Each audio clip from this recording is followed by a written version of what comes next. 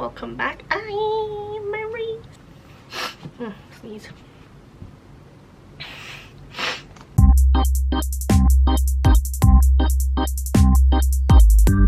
Hey everyone, sorry for the messy look, but during the time of editing this, I just wanted to apologize and say sorry for missing last week's uploading. I was just really busy. There was just so much reading, and this, as you can tell, I think I mentioned in the video, but I mentioned like there's still 2 weeks till October. Obviously October has started.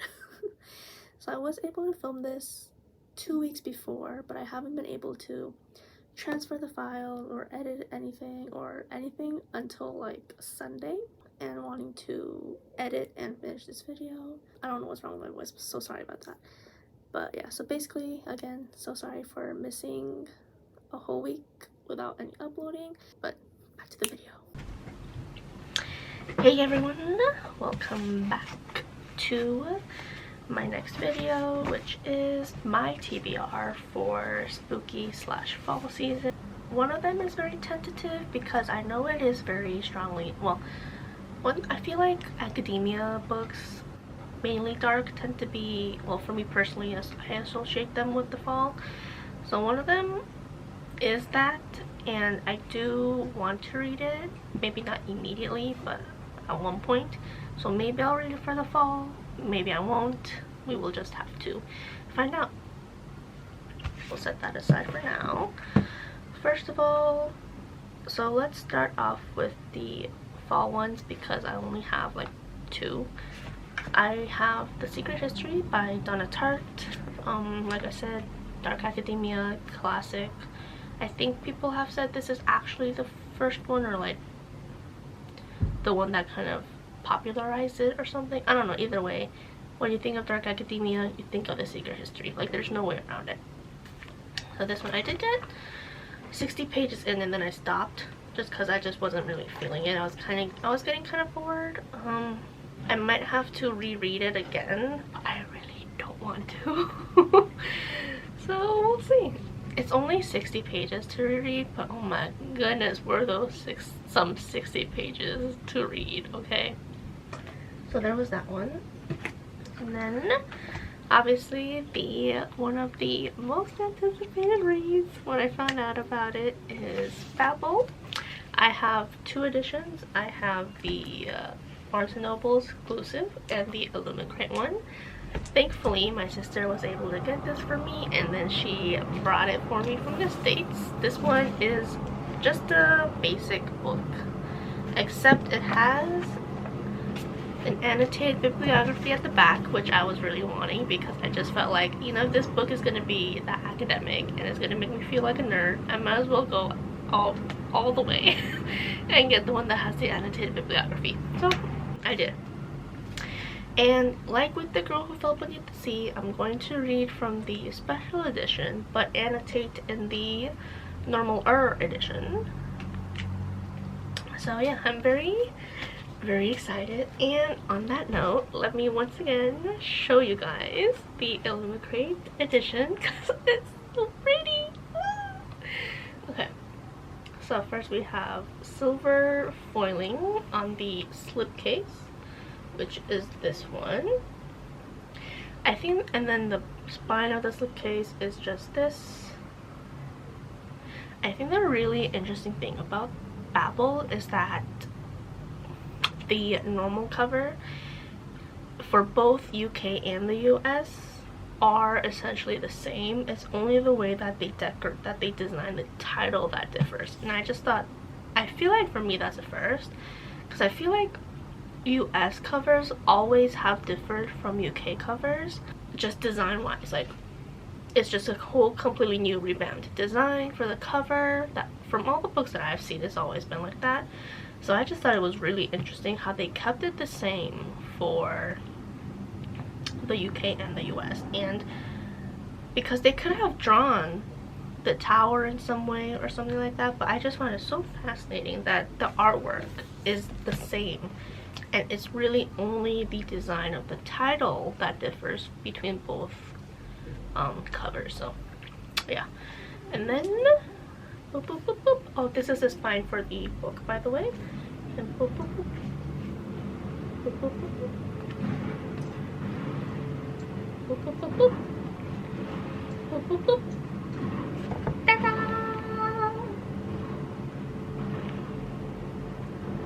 Look at that. I don't like how it's matte because my fingers are really sweaty and I don't want to stain this beautiful book. Okay, I have already stained it. This matte, but look at the tower. Amazing. And since it's not focusing, it says an active translation is always an active betrayal. And then we've got some pretty fancy looking end papers, some marbling at the end. And yeah, this says it has an exclusive thingy, and other than the letter, the inbound letter, I'm not really sure. We get a little glossary, and I think that's really it.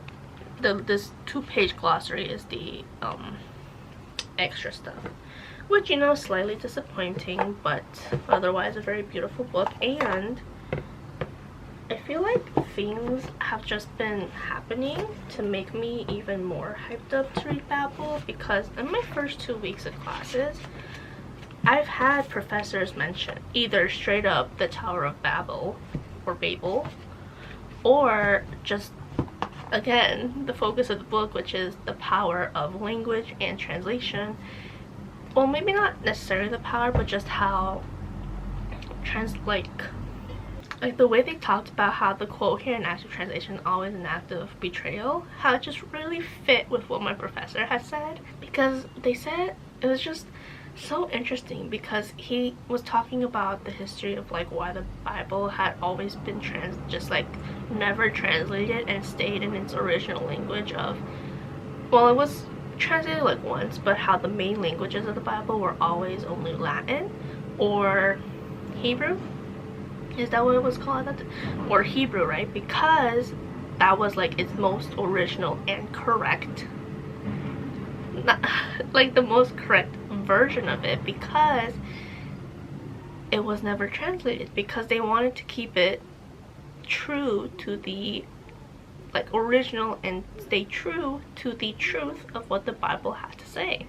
So then when you take that into account and you add it here, it's like that's why in this book, that could be why like translation is seen as an act of betrayal, because when you translate stuff, it can be up to the translator to like manipulate the meaning to their advantage or something like that. Because I also tried looking up the Divine Comedy, because I've had 2 people recommend it, and then, you know, it's been referenced several times, so I've been wanting to order it, and I found the edition that I personally prefer, which is the Penguin Classics Deluxe. However, for the Divine Comedy, I've found out that it's actually, I should be looking more into who translates it, and there is a lot of, not a lot, but there, from my research, I found there's quite some discourse as to who is the better translator. And then it's just this whole thing is just wrapping up into my excitement to read Babel, which focuses on kind of, well, I watched another video where it kind of seems to not imply that much, but where language and translation is like so important and powerful in this story. So I'm very excited.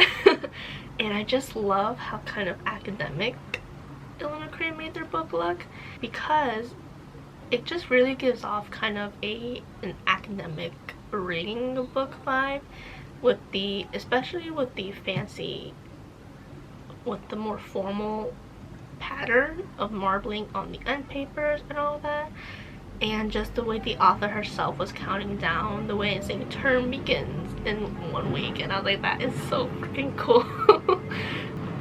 But yeah, so that one is my super most exciting fall TBR.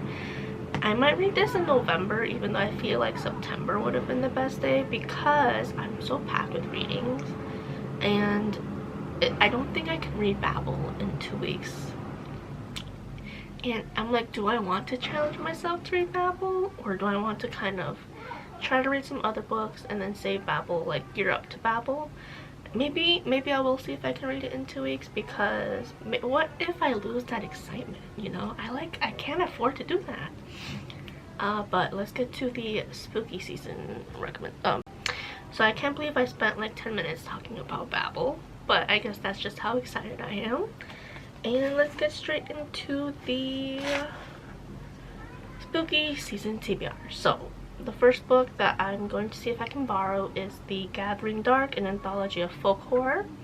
I've been really wanting to read horror stories a lot more, so this seems really fun, especially since it's a collection of shorter stories. So yeah. And Chloe Gong is writing one of them, but I think it's the fact that it's folk horror, which I'm very interested in reading a lot more about. Folk horror story, like folk-centered stories, mainly horror, legends, and myths and all that. And while I might not have had the best time reading these Violent Delights, I really did like the kind of darker vibes that Chloe Gong's writing has, so I am actually looking forward to her story in this anthology. And then I've been holding on to these 2 books and then these 4 books for spooky season, so I feel like I should definitely read them.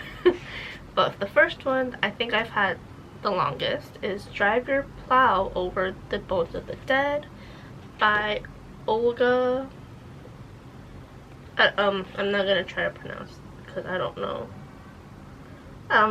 Polish, but this one, it looks like a forest, as you can see. And this one just seems like it's very spooky because it's winter, but there is it's a thriller. It's like a thriller fairy tale, maybe like a dark fairy tale with like thriller genre added to it. But I feel like that whole aspect, plus the things it talks about, which says here, provocative exploration of the murky borderline between sanity and madness, justice and tradition, autonomy and fate. I just feel like that is like so dark and so, what's the word, deep diving into stuff like that I just feel like very much spooky season. And yeah, it might not be set in October, but because it's set in winter, I feel like that even adds more to the whole scary, dark, and cold vibe that I also tend to kind of associate. So that one. And then this one is straight up horror, straight up spooky, and it's called Hell Followed With Us by Andrew Joseph White. And this is a YA YA horror fantasy in which the apocalypse has come due to a religious cult, and the main character, Benji, he was kind of the important part to the cult because he is, so they've kind of created, this might be, well, either way, the cult our main character ran away from kind of started the apocalypse, so they are in the apocalypse, and they've kind of created him into a bioweapon that is slowly turning him into the monster that will completely and totally destroy and then bring a finale to the apocalypse, I guess. So, and then that's kind of, I'm not sure where the story's gonna go from that. They don't really say at that point. But yeah, straight up, I mean, the name, the title, look at that. Apocalypse, religious cult, and all that. I feel like that's just, this is just made for spooky season. And yeah, so there's that one. And then the other one is Juniper and Thorn by Ava Reed. This one, I guess not so much spooky, just like maybe spooky, but I do know this is a dark, is it adult? It's a dark adult gothic, dark. I mean, gothic sometimes implies dark, but I think I should, I know it's a dark fantasy. I don't know if it's romance or not, because I think the Bookstagrammer, where I got this recommendation from, says it's not really the focus. So I'm just gonna say this is a dark gothic adult fantasy. It is a retelling of the Juniper Tree, and other than that I don't really know much about it, but lots of dark themes, fantasy, obviously, retellings, the dark fairy tale, so I just think it'll be fitting to read during October. And then finally, this one isn't super spooky because it's not like supernatural or anything, but like I said, I love to read murder mysteries, mystery thrillers during spooky seasons, and this is actually one that I'm super excited for, which is The Red Palace by Yoon. I was actually going to read this earlier, but I didn't because I really wanted to hold back and be able to savor my my my last mystery physical book in my bookshelf, and I loved The Forest of Stolen Girls. So I really wanted to kind of savor this for when I was really in the mood, but I really want to read it. And a bookstagram friend of mine said it was really good it was really fitting for spooky season. So I'm looking forward to that. It is a murder mystery set in Joseon, Korea. And our main characters are a palace nurse and a young police inspector. Because the crown prince seems to be the prime suspect. But obviously, you know, the prince versus an orphaned palace nurse plus a young police, what's it called again? A young police inspector. The politics, it's just gonna be so dramatic. And yeah, I'm super excited to read this one. I really wanted the fake crate edition, but I missed their resale because of stupid time zones, and I'm kind of wondering, I'm like, is it to the point where I want to find those people who like find the book for you and then sell it to you? And I'm like, am I at that stage yet? You know what I mean? I'm like, you know what, after we read this book we'll have to see where I'm at. But yes, that was it for my TBR. I am very excited to read all of it. I'm not super, like, The Secret History is like, if I get to it I'll probably read it, but this one I don't mind reading. I don't mind putting off until like whenever the time comes. So yeah, so that is it for my video. I hope you guys enjoyed it. Let me know if you have any recommendations for spooky or fall. Oh, let me know if you have any recommendations for fall season, because I feel like I have a huge lack of books to read for that season. I feel like I should have asked for that in my other video, but we'll leave it at that. And let me know what books you are excited for. Do you have a fall or spooky season catered TBR, or are you just gonna read whatever you feel like during the seasons or anything like that? And yeah, that is it for today's video. I hope you guys enjoyed it, and I will see you guys next time. Bye.